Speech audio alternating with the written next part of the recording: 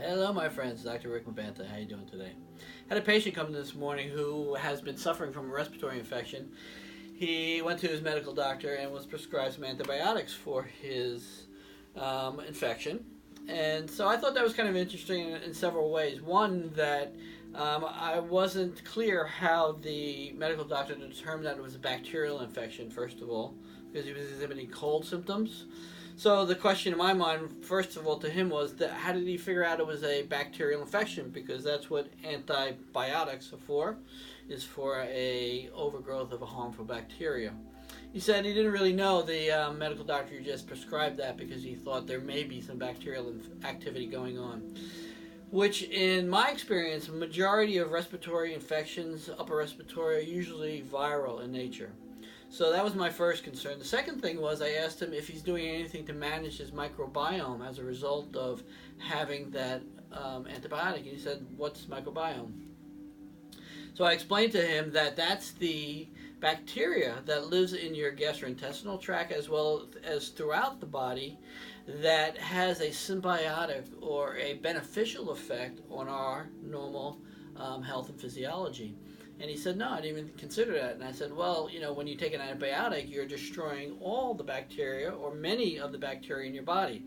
It's kind of like in an ecosystem where you have a balance of the different animals and the different plants and fauna, and they keep each other in check. Like when you have a predator, for example, keeping the rabbit population at a healthy level. So when you wipe out the bacteria with an antibiotic, it's like taking napalm and wiping out a whole ecosystem, if you will, all the different animals, all in one shot. So it's necessary after a course of antibiotic, and don't get me wrong, sometimes it's necessary if there is a bacterial infection that has gone, too far and your body's natural defense mechanisms can't keep it at a healthy level. It's necessary to restore the beneficial bacteria. So probiotics is something that's used to put back in those natural microorganisms that help to keep the proper balance. Vitamin B production, vitamin B12 production, for example, is produced by bacterial action in the gastrointestinal tract. So it's important to have those organisms, that microbiome, at a healthy level.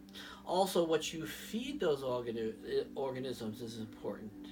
Your prebiotics, or the foods for those organisms, for those healthy organisms, is important. So, for example, if you're feeding them too much sugar or simple carbohydrates, you can have an overgrowth of some undesirable bacteria.